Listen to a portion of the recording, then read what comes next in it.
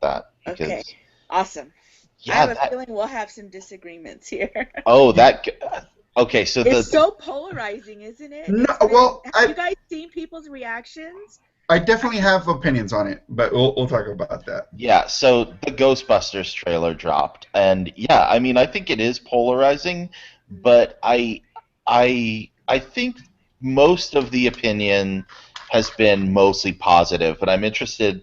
I'm mostly positive on it. I think the trailer did the job it was supposed to do, which is say like, here's a kind of a taste of what the movie's going to be like, and it makes me interested enough to say yes, I'd be interested in seeing that movie. It doesn't need to do much more than that for me. It's just a trailer. What do you both think? Let's lead with Melissa. well, most of the reaction I've heard was negative. So maybe we just have different circles of friends or something. Probably. Um, Maybe. I'm not from Lake Silencio like you, so I can't, you know. I don't have those same friends. A lot of but actually from my friends, it's been kind of eh. They're like, well, it's not bad. It looks okay. It's not exciting, but maybe. It's sort of like a non-committal. Um, but in terms of like criticism online, I've seen it's almost completely negative and a lot of it misogynistic, by the way. Then Well, there's people who don't like that the only black character isn't a scientist, even though in the original the black character is not a scientist. And exactly. she's rebooting a That well, character who that's wasn't the a problem I scientist. have with it. Yeah. See, that's not a problem to me at all, by the way. No, I'll explain to you why once Okay. we get. So most of it's been negative. I had a pretty good reaction to it. It didn't like maybe make me uber excited to see the movie, but it did sort of assuage my fears that maybe the naysayers were right. Like they're, oh, this is gonna be awful. It's gonna be awful. Because I know people who has said that from the very beginning before shooting even started. So, you know, and you start to kind of worry because this is, for me, it felt like another Bridesmaids situation. Like when Bridesmaids came out from the same director, of course. Yep. Um, Before it came out, people were like, "Oh, well, because everybody was talking about how there's still inexplicably Hollywood executives who think that women can't be funny." And somehow this movie was going to be like the end all be all. If this was a success, if this movie was funny, then women could be funny in movies and it would create more opportunity for women to be funny in movies. And if it failed, of course, it would be kind of like how Elektra and Catwoman were, where they hold that up as empirical proof that women superhero movies don't work. Well, hang on. Time out, because I'd just like to point out the sexism of that statement because no Mm-hmm. one says that about like any other male-led movie. No one's like, Oh, oh, agreed. this superhero or this Gods of Egypt bombed. That must mean people don't want to see movies about the Middle East anymore. Anyway, Or continue. maybe people So, just don't want to see whitewashed movies about people in the Middle East. amen. Okay, so but we know that Hollywood is sexist, and we know that you know they'll take one bad example and use that as proof that women can't be leads or women can't hold a movie or whatever. And Bridesmaids was sort of being held up as that standard, like, well, if this works, then maybe more female-led comedies will be made. And it was hilarious and it was a big success. But now, we fast forward, what has it been, like 5 years or something, and there's still not very many female-led comedies or movies, period. It hasn't really changed all that much, and I feel like Ghostbusters is sort of going to be another one of those movies where, well, if this works, and so I was worried, because there's a lot of naysayers, but I think the trailer was good. It was really good. Not great, not like blow my mind or anything, but I thought it was a solid trailer. And you're right, it did what it had to do. It established that this could be funny, and there's a lot of like homage to the original, the way they did the CGI, the way they did the slime. Even Slimer himself is in there. um, I think it's going to be really good. I hope people will go and see it because so far the reaction, like I said, that I've seen has been mostly negative and racial to boot. And we can talk about this and bring in Marco on this. There's a lot of people who are upset because the black character in the movie is not a scientist, and they're asking, well, why can't black people be scientists? This movie, the fact that that character, she's an MTA employee, um, the fact that she's not a scientist doesn't mean that people think that black people can't be scientists. It doesn't mean that the makers, the writers, or anyone was racist. And even the actress herself was like, she's rebooting a character who also wasn't a scientist. Okay, But the point is that let normal me let me people let me can let me do stop you this. right there. Let me stop you right there because if this were an all-new male cast with one token female, you would be making a case of sexism. So the fact that we have a cast with one African American character that isn't a scientist, just like the one African American character in the original Ghostbusters wasn't a scientist, there's no progress there. That bugs me. It really does. Okay, first And off, the but you fact can that it's charge the sexism if no, they did include but a the fact that woman. it's being washed over right now, like we need to talk about that because it Well, shouldn't be. It's this not is being my watched over. It's a big controversy. yeah, it is, and No, what but you're saying but that they don't mean to say that. But it's a problem because the original Ghostbusters had the one black character. Granted, it was in the '80s, whatever, but there was no progress to now, 2016. The one black character in this new getup isn't. yeah, well, I think, and this is how I've been responding to that is like the choice is going to be between a token black character and another white actress.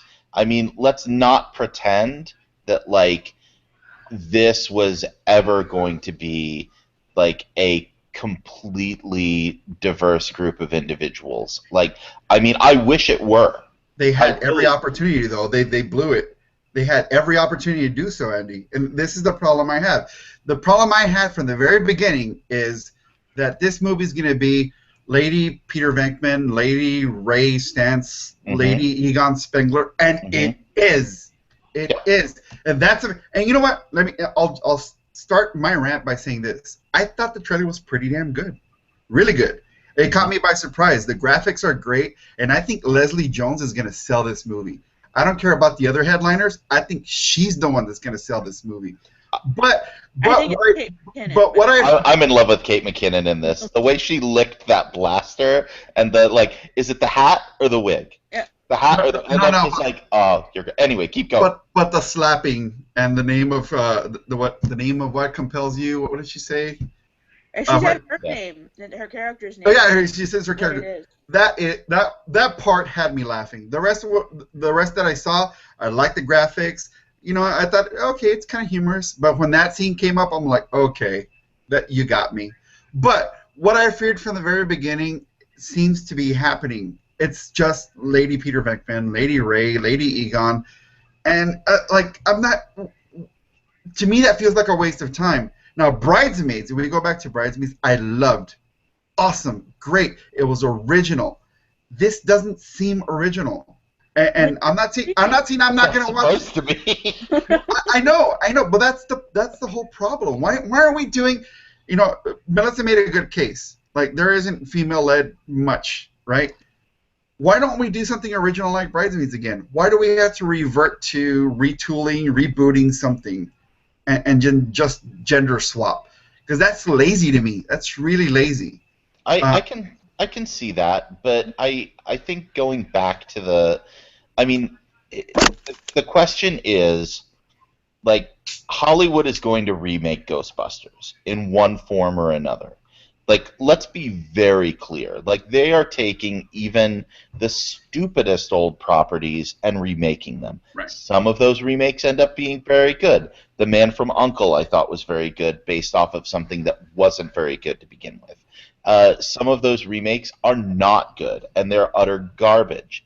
But so Hollywood's going to remake Ghostbusters. In fact, Seth Rogen is and what's his name are working on a different Ghostbusters reboot at the same time. So it's not like this isn't going to happen. So, in a world where the choice is between another male-led bro comedy with Channing Tatum and Seth Rogen as the new Venkman and the new Ray, or this cast, I will take this cast. The Absolutely. the other thing is like, well, it, is it tokenism? Yes, it's tokenism, but like I go back to thinking about something that Dwayne McDuffie said about when he was working on Justice League. And anytime he would pitch stories where more than two black characters were taking the lead on the team, then suddenly it became a black story. And fans would react negatively to that. And so he came up with this rule of thirds that you could never have more than a third of the team be minority driven, or else people are going to say this, they're going to literally ghettoize it and say this is only for this community. And executives at Warner Brothers would say that to him. And it's why we see movies getting made that only get marketed to the African American community, and instead of having a more inclusive Hollywood. That's just Hollywood's racism. And I'm sorry, that's terrible. Yes, I would love to have Lupita Nyong'o in this cast. I would love to have uh, shoot, what's her name? Gamora and Uhura. Zoe Zoe Saldana. Saldana. I'd love to have her in this cast. I think that there are tons of other actresses who are Asian, Latino, uh, Native American, South Pacific Islander, what have you, who could be very great at being in a Ghostbusters movie. It's unfortunate that in 2016 we only have space for one minority. And I agree. But I think that's a reflection not on whether this movie is going to be good, it's a reflection on the realities of Hollywood's racism. And I don't think we should stand for that. I well then what do we do? Do we say I'm not going to watch this movie and let it fail, and then Hollywood says, "See, women can't." That's Uh, exactly what we do. No, not really. yeah, But it's tough. It's my thing is that I was just afraid, and it seems to be coming true that we're just simply gender swapping, and we're keeping the same personality traits of previous characters, and that's such a rehash and lazy to me. It really lazy. I don't like that. I really don't like it. I'm not being misogynist about this at all. You can have 10 women take the lead. I don't care. If it's good, I'll dig it.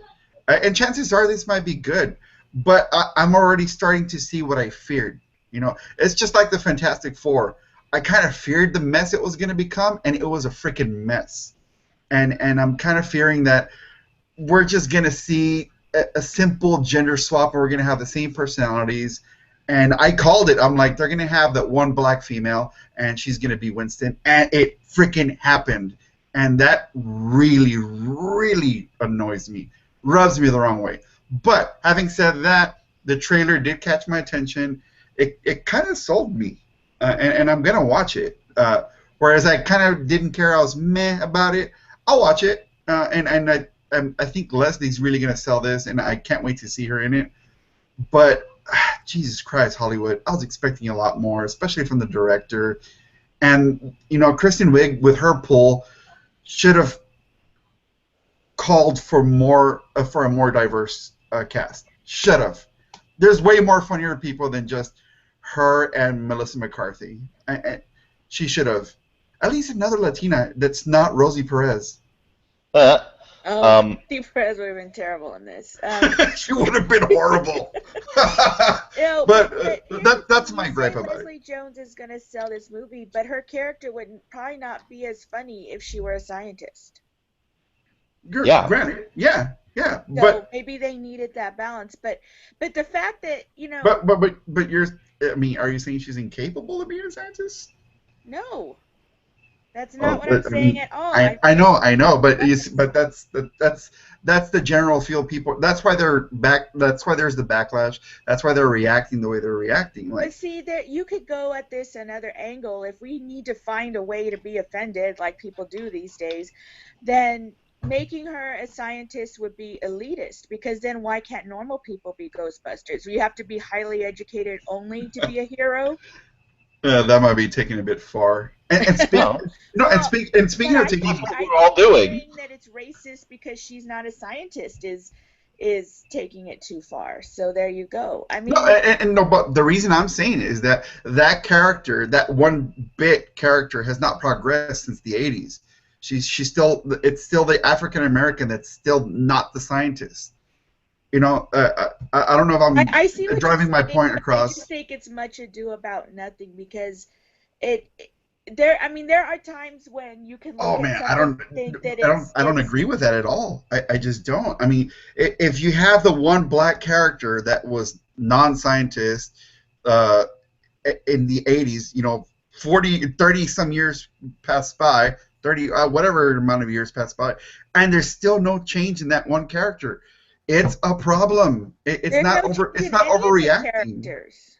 I'm sorry. There's no change in any of them. Well, yeah, and that's the They're charge I just had from being the very beginning. consistent.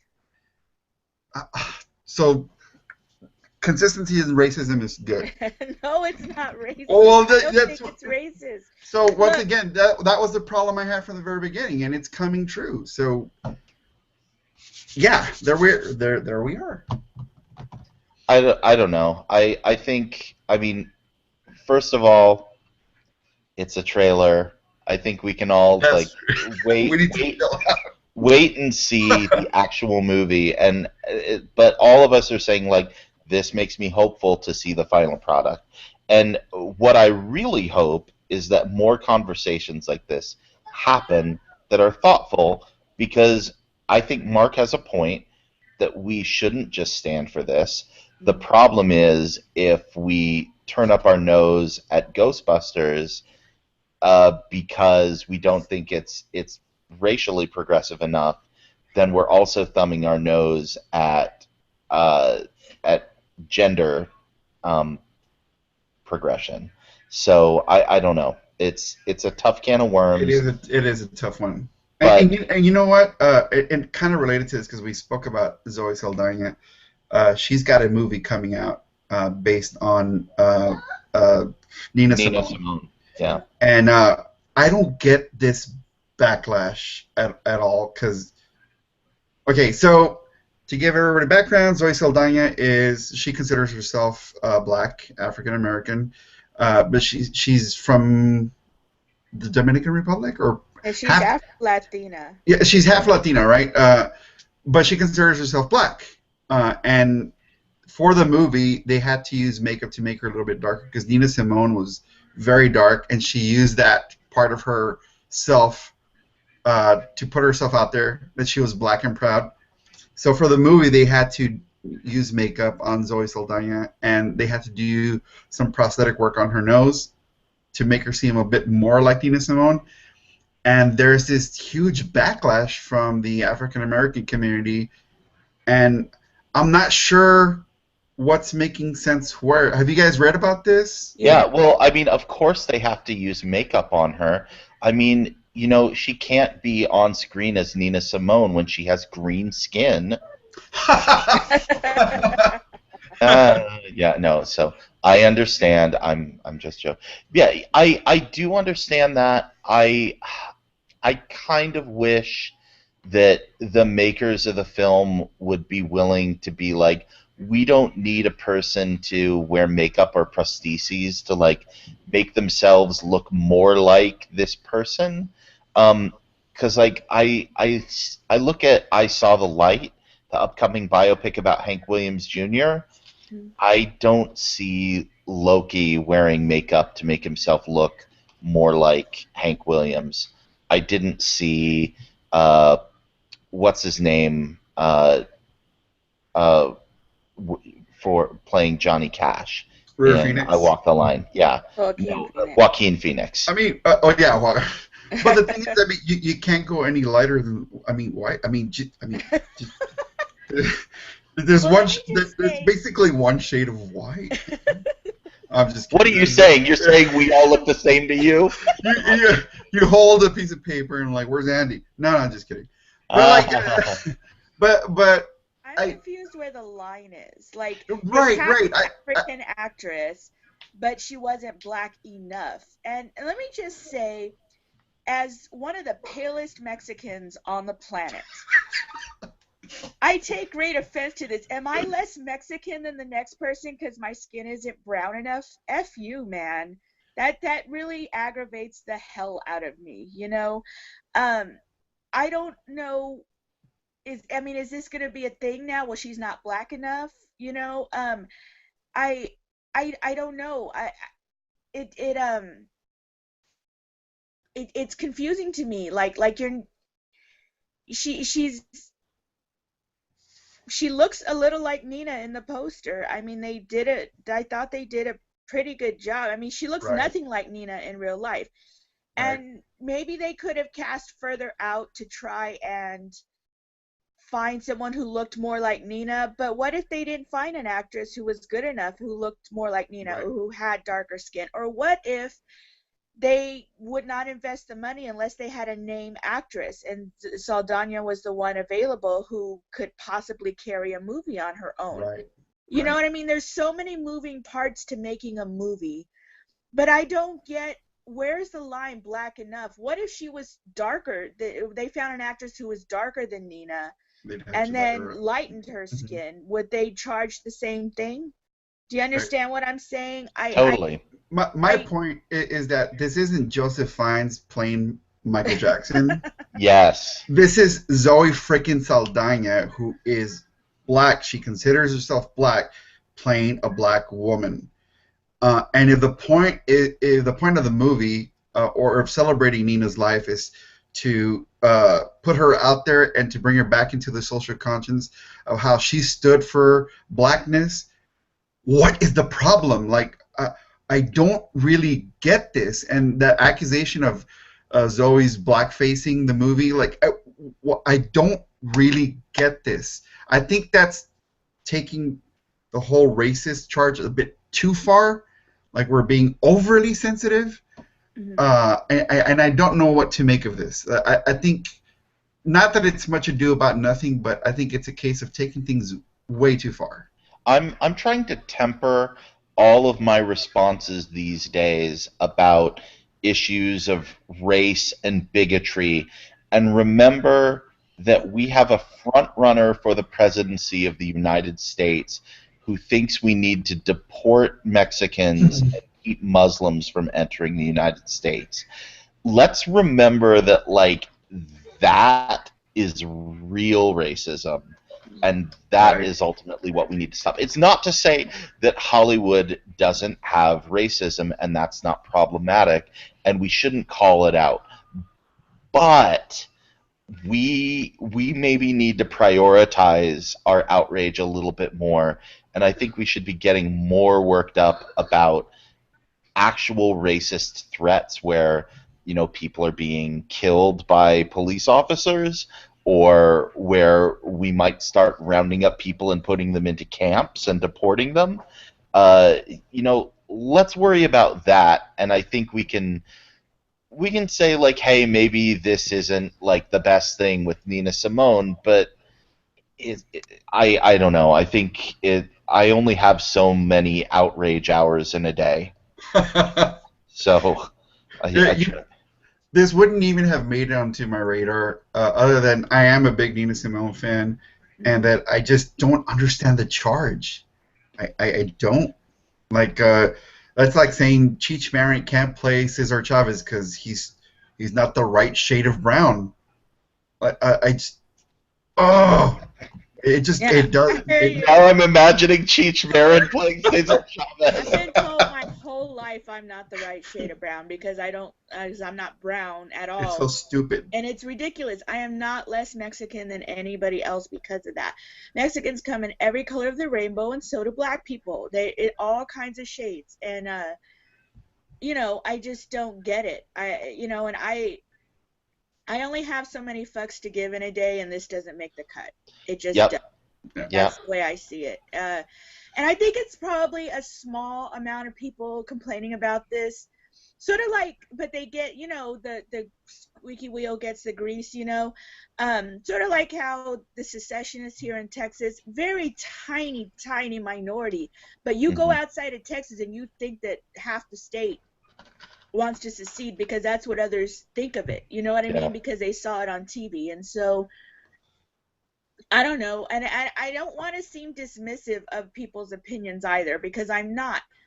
But I just think that this is like really I don't know, it's just we don't need to get offended at everything. And yes, right. she's lighter skinned than Nina, and she doesn't have the same African features, maybe because she is Afro Latina, so she's got a mix of features, but because I know some people were up on the features, like, well, her nose isn't white enough, and like Nina's was, and blah blah. But to find somebody who looks exactly like Nina, how hard would that have been? And would they be a good actor? Would they be able to carry the part? I mean, there's just too many things, and people just want to react. This is very knee jerky to me, and I agree. I don't know. I can't really care too much about it. And again, I'm not trying to be dismissive, but as someone who her whole life was told that her skin color was wrong, I just can't abide by that kind of because really this is kind of a form of bigotry in itself. Yes, I think you're right. yeah.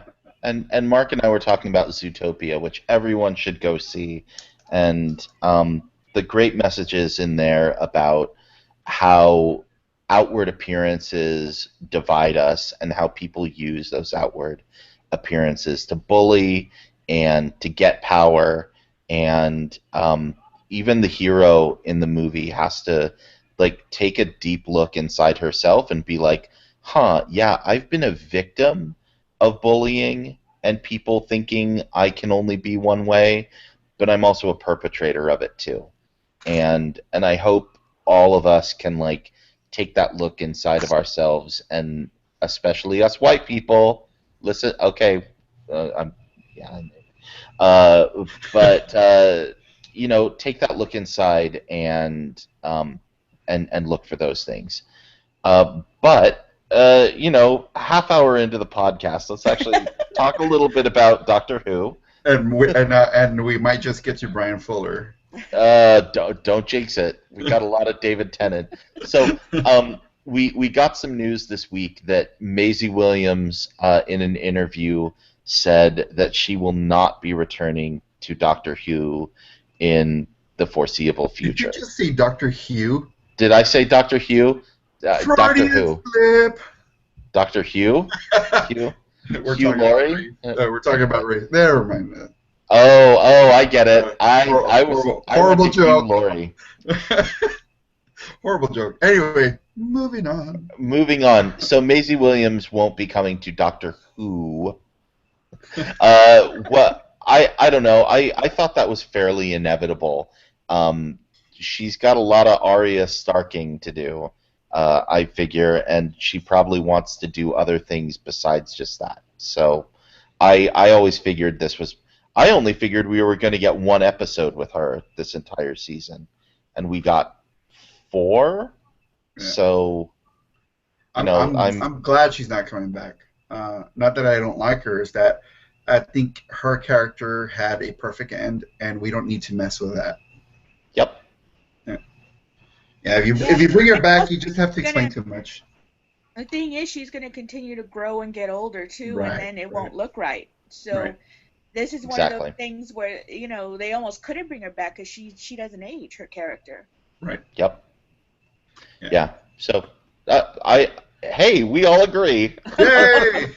Amazing. But yeah, that's Wow. basically it. So let's move on to David Tennant and the thing that inspired our lovely retrospective back at looking at all of the doctors and this terrible, terrible, terrible movie, The Decoy Bride. Uh, Did y'all um, watch it? I did watch it. I didn't. Mark? I was incapacitated for most of the Okay, week. well, you have an excuse. I have a real excuse. Illness is okay. Although you could have Netflixed it in the hospital. Oh no, I couldn't. I was high on drugs for like 3 days. You know, being high on drugs for 3 days might have made this movie more interesting. It was that bad. Oh my Um, god. well, it wasn't I've seen that bad. worse. I've seen worse. I've never seen well, no. I was about to say I've never seen a more tropey romantic comedy, but I have. It's just that all of them are basically in here.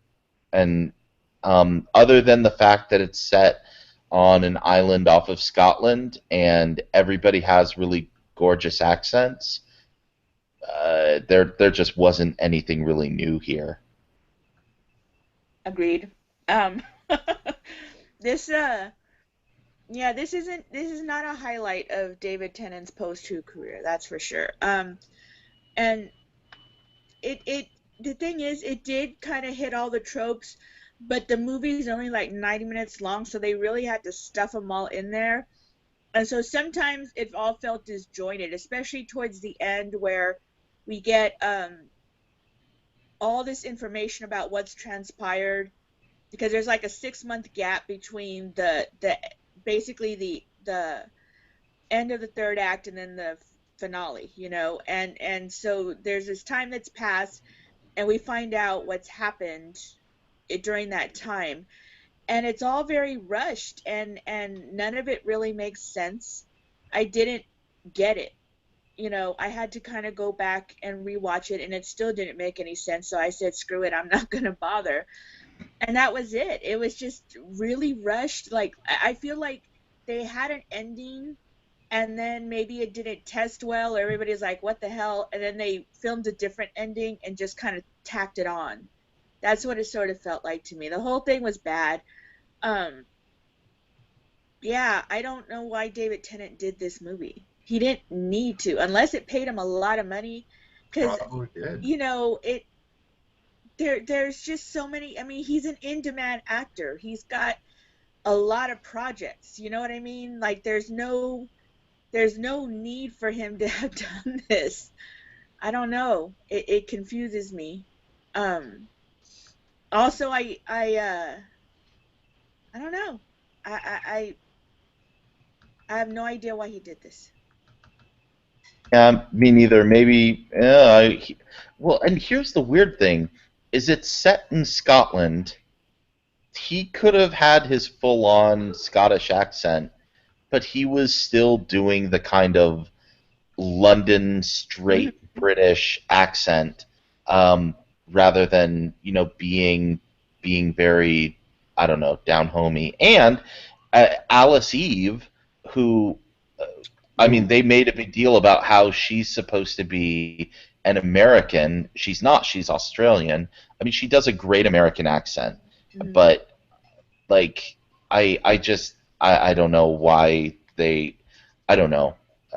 I just love like people's natural voices, and if there's not a reason for them to not have to use that, I'd love for them to be able to just speak. Yeah, she's You playing a know, movie star. Why couldn't she just be an Australian movie star? Why does she have to be American? Like that also didn't make sense to me. I don't Because understand that America is the either. greatest country in the world, that's why.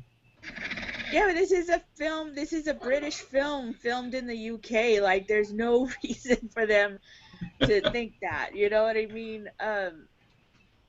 Yeah, I don't know. I have no idea why this occurred at all, to be honest. It was just a terrible. And maybe we should explain to the audience just a little bit because I'm thinking, even though there's millions of people listening, I'm thinking less than 1% have seen this movie. But basically, David Tennant plays an author of a book that Alice Eve's character, an American movie star, has read and fell in love with, and she wanted to meet the author, and so she did, and they fell in love, and they're engaged to get married. But she's got the paparazzi on her all the time, like constantly. This one in particular who's really sneaky and kind of nasty. And a really bad French stereotype, by the way, I've got to say, like a really bad one. Mhm. And so we they decide, because the book is set on this island in Scotland, and she decides that's where they want to get married, and it's so remote that you can only get there by boat, and she figures the paparazzi won't be able to find them. And so they go there, and he meets up with this native Scotland woman who's grown up there her whole life, who actually does know the island, and they get put in impossible situations where they fall in love even though he's engaged to Alice Eve. And that's kind of it in a nutshell. There's a lot of hijinks that aren't as funny as they think they are.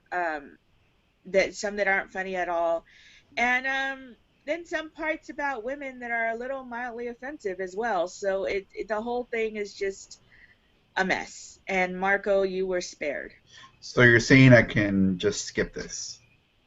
Well, yeah, then we're not going to talk about it a second week just because you watched it. This isn't like Deadpool where we'll talk about it in 2 weeks in a row. This is not. This is not to that level at I all. think we should always revisit this movie. Oh my God. Oh, speaking of talking about things 2 weeks in a row, I do want to correct something I said last week where I was trying to come up with Alice Eve's name, and I said she was in Wrath of Khan. Obviously, I Oh meant no. obviously I meant she was in the second Star Trek movie, Into Darkness, not Wrath of Khan. But they both had Khan in them, and they're both the second one. So I apologize. Don't listen to me. I'm stupid. Was I she can't even even say Doctor Who right. So was she even born when Wrath of Khan came out? probably not. Probably No. not. Oh, that makes me sad because it makes me feel so old. Mhm. Anyway, Anyway, so yeah. So let's move on from the dumb bride. the decoy bride. There you That's go. important. We get that right. So here's something. And rather than talk about these things individually, I want to talk about them kind of all together. Tennant has done a lot of cartoon voiceover Voice work. work, yeah. Yes, I He never has. realized how much voice work he did till I looked up his IMDb page for this. Yeah. So he's done How to Train Your Dragon. He was on the Clone Wars, which I remember when that happened. That was a big deal. That was a cool He's on episode. Yeah, he was on Teenage Mutant Ninja Turtles, Jake and the Neverland Pirates. Let me see if there's anything else. Those are kind of the big ones right there. But yeah, I remember when he was on the Clone Wars, and that was like a big deal. It's like, oh, the Doctor's going to be on here, and he's a robot who's training Jedi younglings how to build their first lightsaber, and that ended up being a really fun episode. And he had, I mean, it wasn't a super meaty part, but I thought he did a good job in it. No, I liked it. It's a cool little shout out for Whovians. We were able to recognize his voice, and he's officially part of the Star Wars world. So that's cool. I like it, and I actually really like that episode because it shows how lightsabers are being made, how the Padawans choose the how their lightsabers are going to look based on their personalities. That was really really cool. It's actually one of my favorite episodes. Yeah, I really like that too. And then the second part of it where they get overtaken by Right. pirates or bounty hunters, I can't remember. That was a lot of fun too. Yeah, that was cool. Yeah. Yeah. So I think we should really move on to the big elephant in the room, Jessica. Well, wait, are we skipping over Broadchurch? Because we have to. No, let's talk about Broadchurch too. Talk about Broadchurch, sure. Yeah, as a matter of fact, we should bring up Broadchurch because I think he has the personality for a. He's got this natural way of being a detective, and I think I see more of that in his future. He does great work as a detective in Broadchurch. The series itself, though, is very up and down. Great, great, great first season. Extremely uneven second season, and we're gonna get a third season, and I have no idea why. Uh, Yeah, we Yeah, talked about that already. We don't get it, but yeah, uh yeah, I thought this series it's okay, but I felt like it got a lot of praise that it was overdone. Like the praise was overdone. Because like you said, I thought it was wildly uneven, and this whole story about a detective with a secret in his past or haunted by a past case, that is so, I mean, that's as old as pen and paper or pencil and paper, you know what I'm saying? right. And I didn't feel like there was any real new twist to it. I do give them That credit was the because problem. You're right.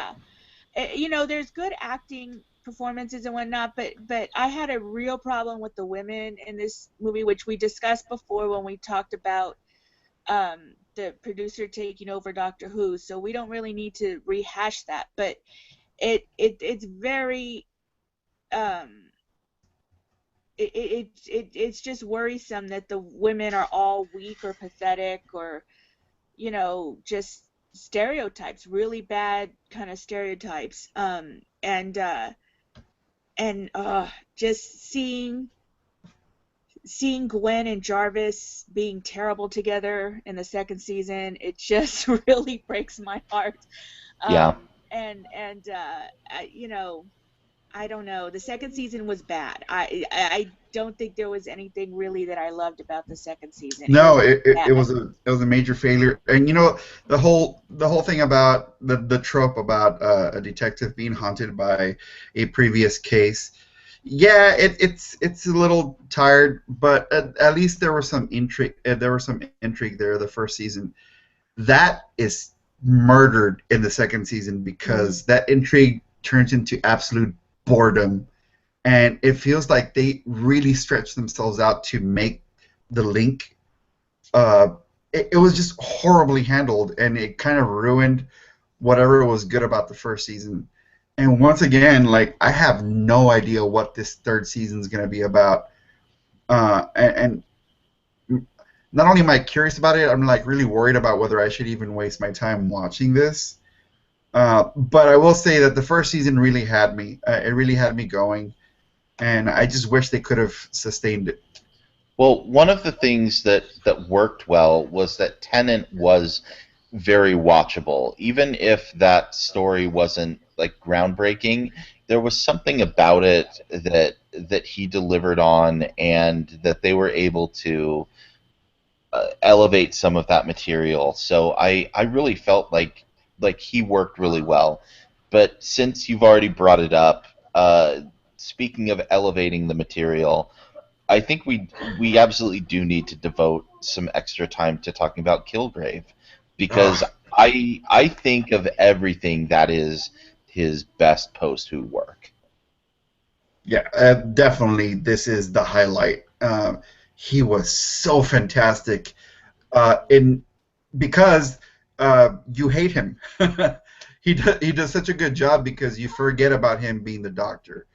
And for I'm pretty sure for a lot of the fangirls, they kind of get creeped out with him in Jessica Jones because he brings it on, man, and he doesn't let up.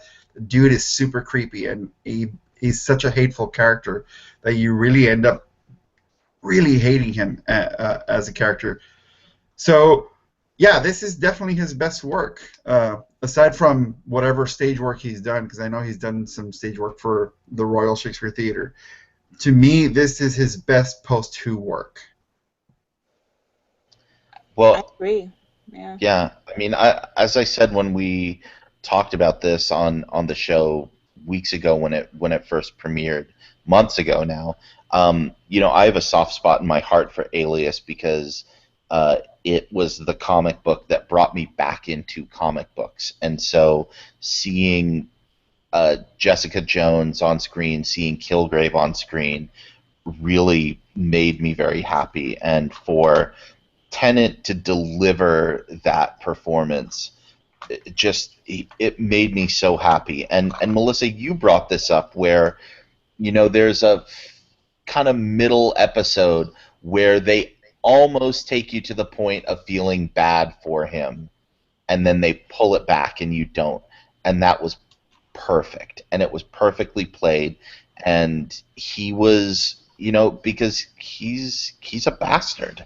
Mhm. He's absolutely awful, and Tennant really delivers on that, and I just can't say enough good things about it. They played that so well because for a moment he's a victim. For a moment he's a victim. And then we find out no, he's always been a bastard from the very start. What seemed to have been a situation where he was victimized wasn't that at all. Like he's just a major bastard.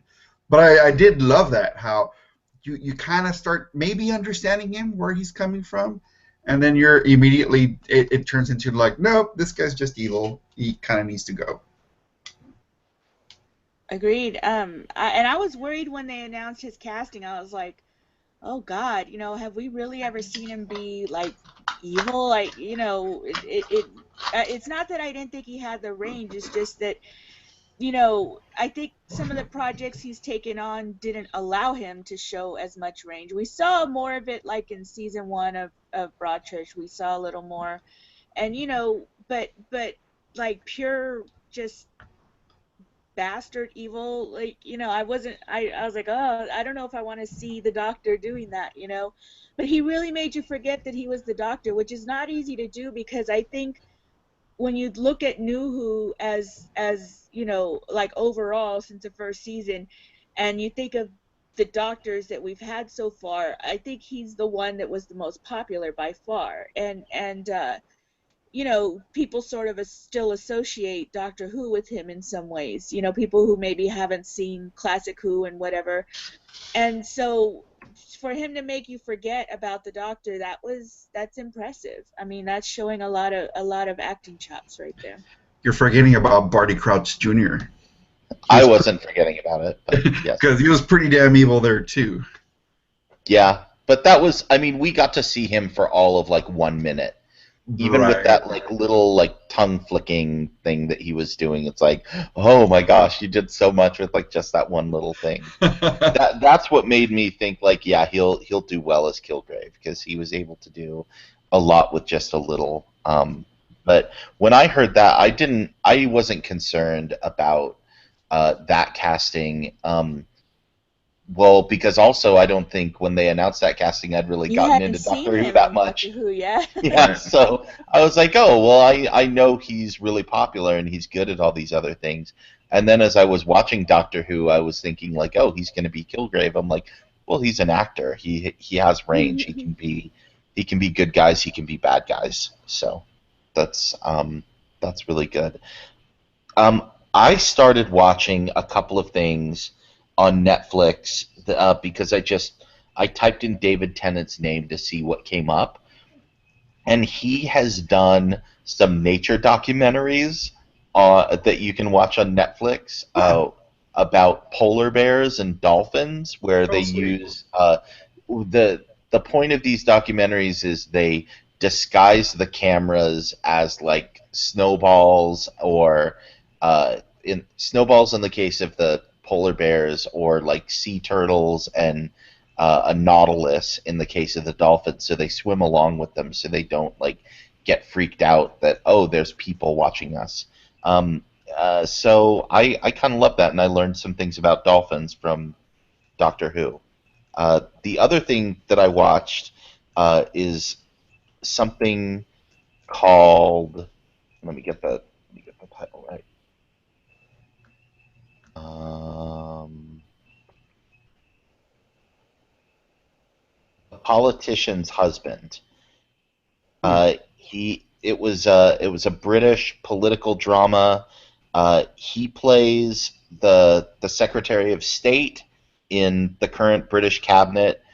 He takes a stand against the Prime Minister's stance on immigration in a hopes to create a vote of no confidence and create a leadership coup where he can then take over the party and eventually become prime minister himself, only to turn out that everybody just abandons him.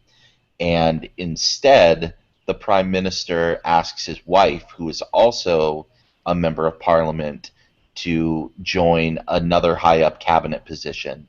But in order for her to do so, she has to denounce her husband's claims and call for party unity. And so it's about him dealing with his loss of prestige and her elevation. It felt like they were trying to go for another House of Cards type thing. And I only watched the first episode. um, I was interested, but British politics also fascinate me, and this is something that they could have never done in America, because in America it doesn't matter. Like, there are no like cabinet positions where you're also a member of Congress, because we have that whole separation of powers thing. So um, anyway, I thought it was interesting. Have either of you ever seen that, or No, am I the only one? I think you're the only one in America. No, I, no, this was on Hulu or something, like for free for a while. And I think I started watching it because he was in it. But I don't, it didn't really keep my, keep my interest. I mean, because I don't have the same, I mean, politics of other countries are fascinating in some ways because it's so different from here. Like, the like politicians are dragged down by, like, say, affairs here, whereas in other countries that's not such a big deal. That might not preclude them from getting elected, and things like that that are different. But um I don't know, I found it not to be all that interesting in my mind. So I didn't finish watching it, even though David Tennant was in it. Normally, if one of the doctors is in something, I'll at least give it a try. But he lost me after Decoy Bride for a while, so I gotta. And I watched this almost immediately after watching Decoy Bride, so because I like needed to wash the taste out of my mouth. I watched like 5 minutes of the dolphin documentary and 5 minutes of the polar bear documentary, and then I watched the first episode and a half of this. So um, I'll say this about it: season 4 of House of Cards came out on Friday on Netflix. I am gonna finish watching The Politician's Wife before I watch season 4 of House of Cards. Like, I was way into House of Cards, and I'm just like, eh. Huh. So this intrigues me at least that much more. So I'm interested in where it's going, and it's only 3 episodes, so I don't have a lot to worry about. So I'll finish it, but I Did oh, I'm sorry. yeah, I'm not expecting it to be huge or life changing, but it seems worth 3 hours of my time.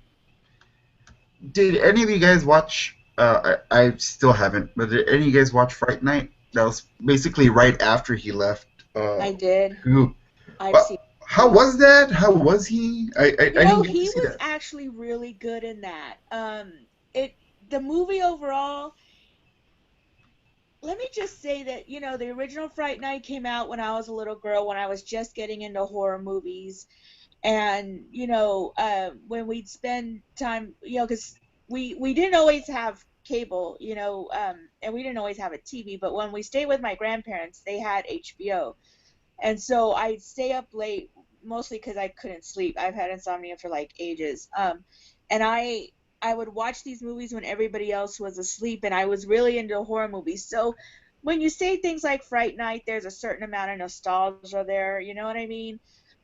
But this really was better than the original, which isn't saying much, because the original, when I look at it without nostalgia and just try and be, just critical about it, it's not a very good movie. It really isn't. This was marginally better. Excuse me. But the only part that was really interesting, quite honestly, was David Tennant's character. He was like, this bombastic D-lister, with the TV show that believes in vampires. He's like the only one who believed, the main character, that his neighbor could be a vampire. And he's yeah, it's weird though, because he's got like the goth eyeliner going, and like the hair is just like tousled within an inch of its life, and it's a very weird look for him. but it works. I mean, he was really good. It's just that the movie itself was only mediocre. But it was better than the original marginally, but still better. Um, and I think some of it that I didn't like is just the fact that the lead actor, I forget his name. Anton Yelchin. Oh, really? No, Chekhov. no, the other one. Oh, No, the I other. don't mind him. I like him in Star Trek and stuff. The other Oh, one, Colin Farrell. yeah, I don't like him. Oh, So okay. Really? that sort of that's sort of I don't get the Colin Farrell hate. no, I don't hate him. I just don't like him. I don't know what it is. I think he's a good actor, but it I don't know. There's just something about him that, there's just certain actors that they don't have to really do anything. For some reason, they just like set up push a button or something. I don't know. It's not even their performances usually. It's just one of those things, and he's one of them for me. Uh, he was pretty good, but I thought that there was a little exaggeration there, which, it's a vampire movie. There's a lot of times there's going to be exaggeration, but eh, you know. But David Tennant was really good in it. I do have to say, not a highlight of his career, post who, pre who, whatever, but it was pretty good. Colin Farrell with your wool cap on, even though it's 80 degrees outside. Hmm? Staying warm with that wool cap. Hmm? No. And anyway, the Family Guy making fun of Colin Farrell. Oh, I Yeah. love. Anyway, so yeah, I. That's exactly what everyone who has seen Fright Night has said about it. It's better than the original, but that's because the original wasn't that great. So, Yeah.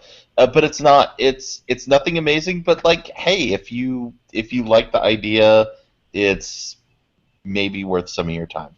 So If you're a David Tennant fan, it's definitely worth your time. If it's one of those can't sleep at night or rainy day type of movies, if you're looking for something to watch and you're a Tennant fan, then yeah, watch it. It's not you're not going to feel robbed of your 90 minutes or however long it lasts, but it's not that great. It's just okay. it's not the Decoy Bride. It's Yeah. better. So yeah, well that pretty much wraps up the career of David Tennant post who. Um, we'll see what else he comes back with. I feel I mean he's young. He's got plenty more to do, and as much as he's doing voice acting, uh, he'll keep working as long as he can. I'm sure. So that's As great. long as he doesn't go bald, I think it's the hair. He's let's I just think say it's that's there. like come on, everybody loves the hair. As long as he doesn't go bald, he'll be okay. It's amazing what getting bald can do to you. Because like Billy Zane was like a great looking dude when he was younger. Hmm. Now he's bald, and yeah, no, it doesn't work on him. Yeah, bald is definitely something that works for some and not others. But yeah, it's one of the few things in Hollywood that could disqualify a man from leading roles, really. Um, no, unless he shaves it all off and it looks good on him, but like Tell the that to balding thing, right. whereas with women, just getting above 30 could disqualify you, you know what I mean? Uh, but yeah, because come on, not to sound, sexist or shallow, but people associate his hair with him a lot. I mean, it's something that defines his look. You're right, and I think that I mean that is a consideration. Some people really pull off that bald-headed look very well. Speaking of, let's talk about Star Trek, home of one of my favorite balding captains ever, Patrick Stewart. Oh, is this finally going to happen? Yeah, I think let's just dive in and do it. Let's All stop right. putting it off. So we're finally going to talk about Brian Fuller taking over Star Trek, which was news that broke about a month ago, and then we've just never been able to get to it. Um, I think this is a great idea. I think Fuller's work on Pushing Daisies and Mm, Hannibal shows that when he is the showrunner, he has a real visual style and flair, and he knows where he's going with the show. Um, when even when he's working with another team, he helps bring that to higher levels. And uh, I think his work on the first season of Heroes was very good. I think his work in the Star Trek universe was mostly good, and we'll run down what some of that was. Okay, calm down. We'll get there. We'll get there, Uh, and then we'll. But yeah, but I want to get other first impressions. I basically have one word: Voyager. And I like Brian Fuller. Like you said, the first season of Heroes was great, and then it just all falls apart badly. And I get what you guys say that he wasn't that involved, but how much of that was him? How much of it wasn't him? Um, did you guys see Mockingbird Lane? Yes, I did. and Uh, I actually really like that. I Me may be too. in the no, minority, I but wish they had taken that to series. Although if they no, did, we might not have gotten Hannibal. But no. I liked it. I did. I'm gonna maybe I just like his visual style or something. I don't know, but it Maybe, but my biggest criticism would be if I'm going to take it just solely on his work is Voyager. Voyager is one of my least favorite Star Trek series. They should have just called it Boredom. uh, Uh, and I'm just afraid that that same type of flavor is going to come up again. And I don't want to see another Star Trek series like that. I really don't. And honestly, I don't see anything that he's done recently that it gives me any confidence. you didn't. I haven't seen Hannibal. I haven't seen Hannibal. Oh, So I'll throw that caveat out there. But even the Return of Heroes, was it Heroes Reborn or whatever the heck it was called, oh, wasn't all that good either. And this is recent. So I'm not he even didn't cautiously have optimistic. anything to do with that.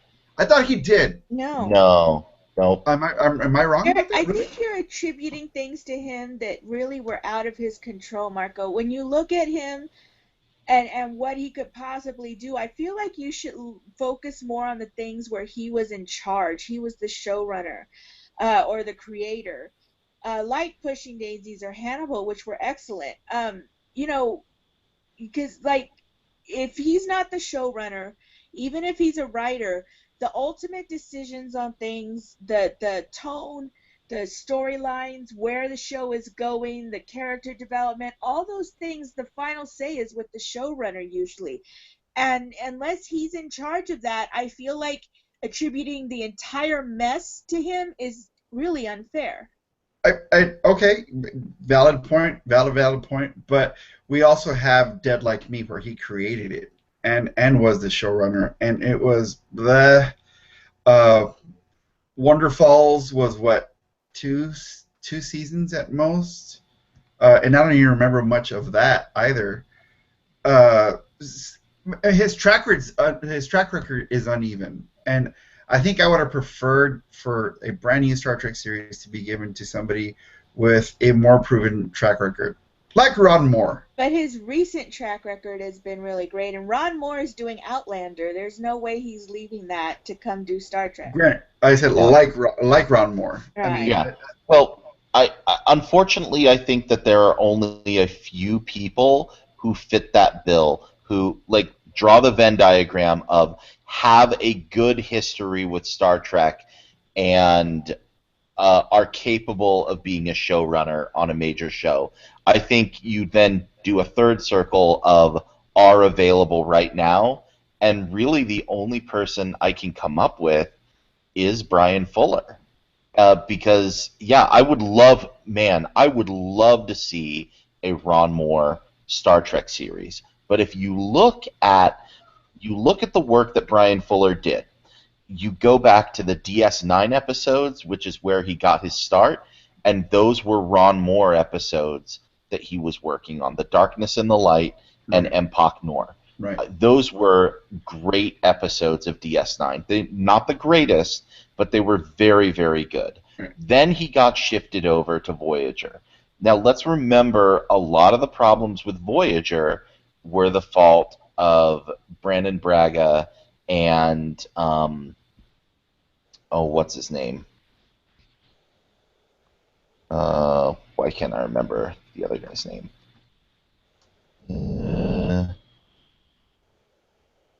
Yeah, I'm bad with names. I don't remember either. Sorry. Shoot. Here, Who the heck was it? I'll remember. I'm looking up on. All I remember is Brian Braga. Had a.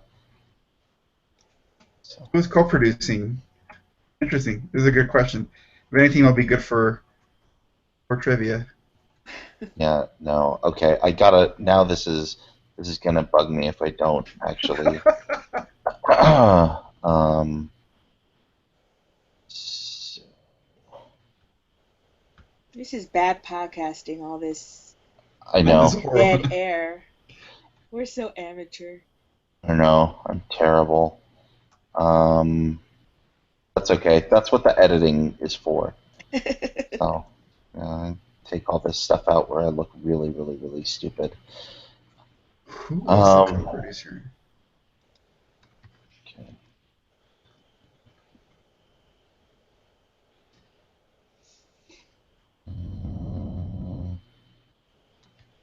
Oh, that threw me for a loop. Hang on. Rick Berman. That's who I was thinking of. Huh. So, All right. yeah. Most of the main problems with Voyager were because of Brandon Braga and Rick Berman, who it feels like they didn't really know where they were going from the very outset of that show. Yes, they have to bring the ship home, but they really didn't understand what they were ever going to do along the way. And that show really meandered. That being said, you take a look at the episodes that Fuller helped write, and some of them were among the. There were very good episodes of Voyager. It was wildly uneven, and I agree it was not the best. But he wrote The Raven, and he wrote Workforce, which was a two-part one where uh, the crew is taken to an alien planet and they live under like dystopian in this dystopian world, and they're all separated from one another. Do you remember that episode? Yes. That's where Star Trek is very good, is where they explore these alien worlds that are like doing something very badly, and they turn it around, and it's supposed to be a commentary on us. And this was about like the rationing of medical care and how you treat workers. And I think they did things like that very well. He also did some things very terribly. He wrote Bride of Chaotica, which is one of the just stupidest episodes. I mean, but it is a very Brian Fuller episode because they're on the holodeck, they're doing stupid Captain Proton whatever, and Janeway gets to be the bride of Chaotica, and they encounter aliens who think that the holograms are real. If I'm remembering that episode right, I just remember all of those episodes with Captain Proton being terrible. So I'm not letting him off the hook. He did do some terrible episodes of Voyager, but I think overall, like, he gets it, and again, going back to, like, I thought The Raven was a great episode and very well told, trying to delve into the backstory of Seven of Nine and how she came to be, and very well told and well written. And that's the kind of storytelling that I expect from Brian Fuller, and that I hope that he's bringing to this new series. Now, Does that mean it's going to be any good? Eh, We'll have to wait could and be. see. Could be. It could be terrible. And the fact that they're not going to broadcast it, it's only going to be available through CBS's app, and you have to pay their monthly fee to be able to do it, is really lame. Right. And that's going to be their distribution model. I think they're shooting themselves in the foot doing that personally. And we've talked about this. They're setting themselves up for piracy because there's just going to be a lot of people who aren't going to be willing to do Dish one out. more do one more app to watch CBS shows. So Yeah, I think that's very short-sighted. it's incredibly short-sighted. I because there's people who maybe can't afford it. They have only so much discretionary income, and you've got to decide. Well, do I want Netflix? Do I want Hulu? Do I want CBS? Like there's so many things that there's so many choices, and if you have to pay for all of them, it's going to be just like cable. People are going to start cutting the cord, like, well, I don't need this, and well, Netflix gives me all kinds of content and not just one network's content, so which would you choose? um and even though this is sort of like the age of the geek right now, I think that Star Trek fans, they're it's a niche still, and even though there's a lot of people who are into geeky things, like Star Wars has been mainstream for a long time, um, and the movies have done well and whatnot, but then when you want to start charging people on a monthly basis for something, all of a sudden the mainstream isn't going to follow. Do you understand what I'm saying? Like, I Exactly. don't, they don't, they're not so, the mainstream is not so into geek culture that they're going to pay every month just to see one show. I don't see that happening. I Exactly. am not gonna pay CBS to watch this. Yeah, I will be watching this by other means. I will not pay CBS, I and will find it's someone on else. them. Yeah, it's on them. I'll probably break down and do it just because. Jesus, Um, Andy, I know, I we gotta know. stick together with this, man. Come on. Well, I here's what I don't want is I don't want a Brian Fuller to have another failed episode or series on his hands, and everybody just thinks, oh well, he does really creative stuff, but But nobody nobody watches it. watches. Yeah, and I hate for him to be caught with that rap. And second, because I mean, what I really want, and I wish there were a way to do this, would be like, hey, CBS, why don't you enter into a partnership with Netflix or Hulu, and Right. and get it on there? Why don't I mean, Viacom owns a portion of the CW. I think they would actually be better served to put it on the CW or use the syndication model that they previously used for all of the other recent Star Treks. All I of like those were syndicated. I like the CW idea. Like right after Supernatural, let's kill two birds with one stone. Or just put it on CBS. What's wrong with putting it on CBS? Yeah, Or partner up with a sci-fi channel. yeah. Well, Sci-Fi's owned by NBC, but Yeah, yes, that'll never happen. But I don't understand why they couldn't put it on CBS. Like, CBS, after The Good Wife goes off the air in May, uh, there's pretty much almost nothing I want to watch on that network anymore. It's like full of case of the week shows that don't have any interesting overarching themes.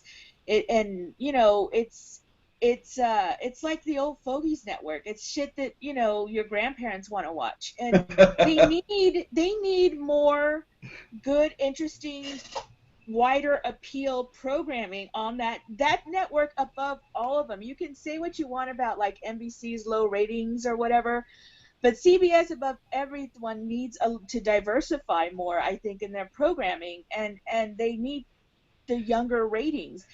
The way to get that, put a freaking Star Trek show on the air. That would be the perfect way to do it. You know, I don't understand why they're willing to put Supergirl on the air, but they're not willing to put Star Trek. I It doesn't make Star Trek sense. has a much wider appeal Right. than exactly. Supergirl does. Much wider Well, appeal. I think what they're trying to do is to get people to adopt the streaming service because they understand they missed out by not getting on the Hulu train. And now they have this standalone thing that it works. And I've done like the trial membership for like a month. And what I found was I just never watch it. Mhm. And it's like I had it and it works well, but it's like it's not. I mean, we talked about this before with the BBC streaming service, where it's like if it's not in the food bowls where I normally go to eat my streaming content, I don't eat it.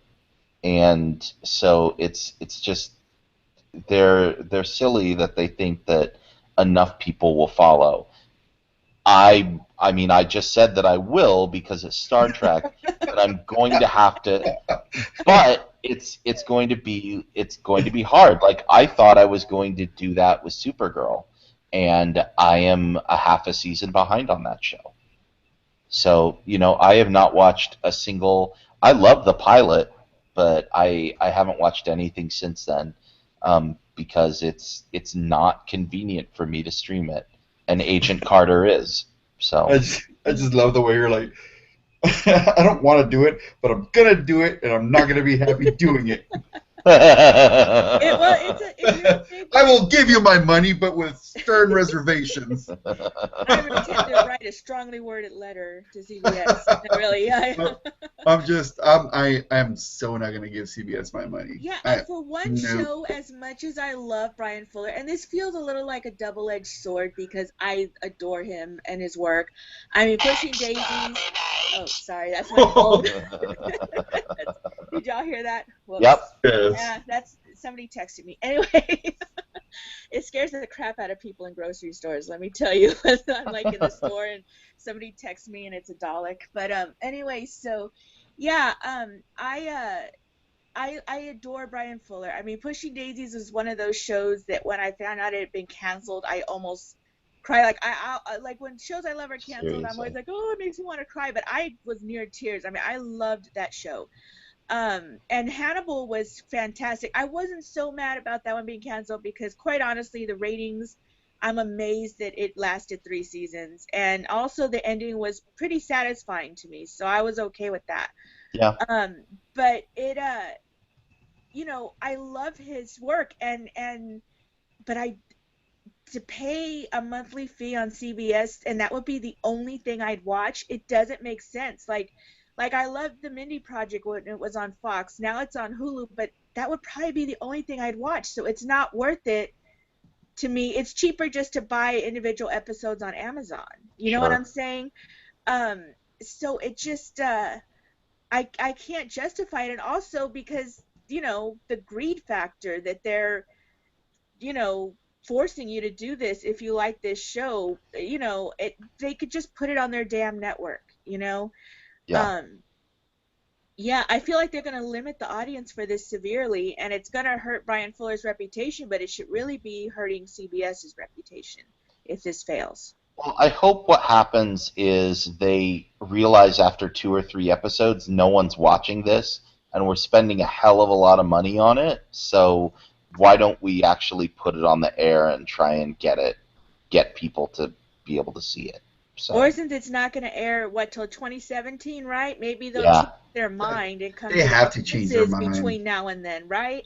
They That's what have I'm thinking to. will happen is that, I mean, there's still over a year till this thing goes to air, because I can't imagine the logistics involved in making a Star Trek series happen, the sets and the costumes and all the casting. I imagine I mean, it's a huge undertaking, a lot of time and money. Sometime between now and then, they're going to realize they can't sell enough to recoup their costs. You know what I'm saying?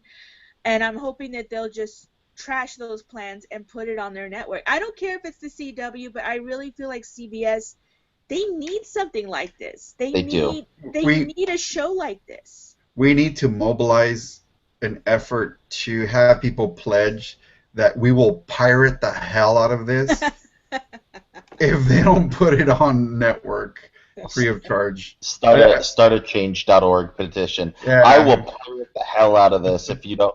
No, here's really what they should do is they should put it on their streaming platform a week early, 2 weeks early, before it airs on regular TV. That way, it's like you're in a special club if you got to see it early, and then you're like, oh well, I'm gonna do this because I'm such a fan of this show that I'm willing to do it, and a lot of people will go and do that.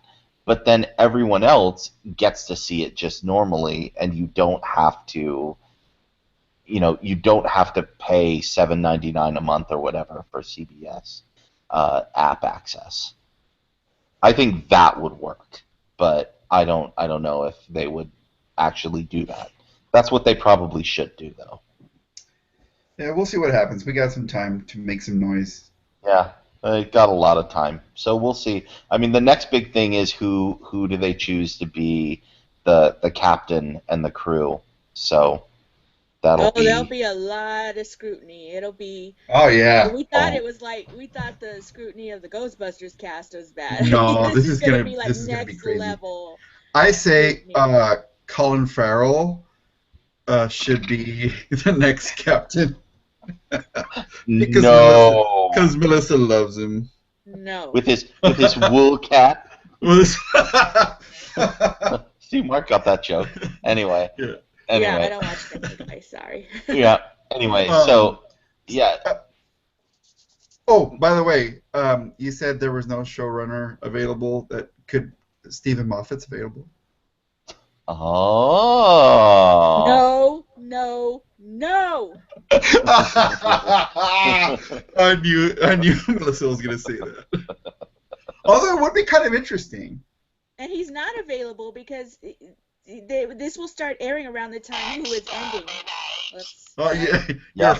your phone disagrees with you. so, No, but you're right. You're right. It will be the exact same time. We'll get new Doctor Who at the same time as we're getting the Yeah. new Star Trek. So, yeah, he wouldn't be available. But when Brian Fuller inevitably fails, maybe Moffat can. Oh, okay. yeah, I'm just being evil right Oh, now. you are being evil. Don't curse the guy. Actually, He's already up against the wall with this top thing, okay? look, I'm cautious about this. I'm really hoping for the best. I want Star Trek back, man. I don't understand why it hasn't been back. Yeah, it seems like a total no-brainer, right? Why Right, isn't there a right. Star Trek show? So I'm cautious about this, and I'm really hoping for the best. I'm really hoping Brian Fuller just knocks my socks off. Yeah. But we'll see. We'll Me see too. what happens. Yeah, we'll see. So, speaking of we'll see, so we've got a lot of stuff going on this next week. This weekend starts South by Southwest, and I'm gonna be there. So that's gonna be awesome. I'm gonna go hang out with my homeboy Barack Obama on Friday, Oh, nice. giving the keynote at South by on Friday. Then we'll see some cool movies at the film festival. I need to figure out when we're going to record next week, and how we're going to do that. But that's going to be our 50th episode. It's going to be our 1 year anniversary, Mark. Oh, Yay!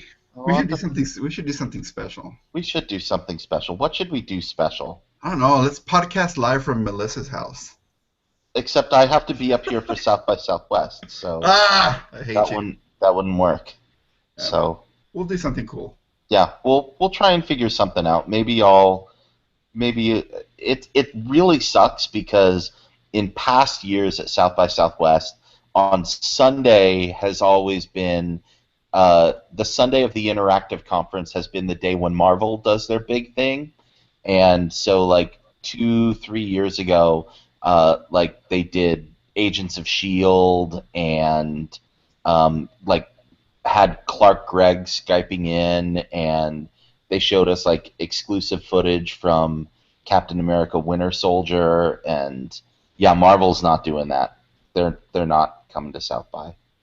It's good enough for Obama, but not enough for Marvel. So whatever.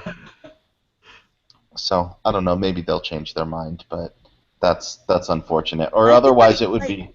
I think it's fine because South by Southwest is so like stuffed full of things now that if you announce things there, it there's a chance 10 minutes later somebody else announces something else and you get overshadowed.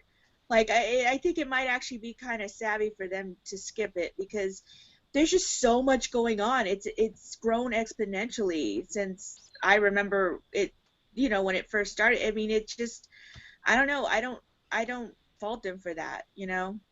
Yeah, it's crazy. But I mean, like, when they announced that Marvel was going to pair with Comixology and they were going to give away 100 free comics, it like broke Comixology for like a week after that South by Southwest announcement. It was just like, oh my gosh, we broke the internet. That's so awesome. And yeah, no. So it'll be interesting. We'll see. My expectations are a little bit muted for this year. I'm excited to see a couple of movies, including Linklater's newest and Midnight Special. Have either of you seen the trailers for that? Mm-mm, no. It's Michael Shannon has a special kid who we don't know exactly what's going on with him, but he shoots like light out of his eyes and he's able to like destroy stuff or something. I don't know. Aliens might be involved. I don't know. It's like Possibly from Krypton? nah, not necessarily. Yeah, General Zod has a General Kryptonian Zod kid. has a contorted kid. Yeah, Awesome.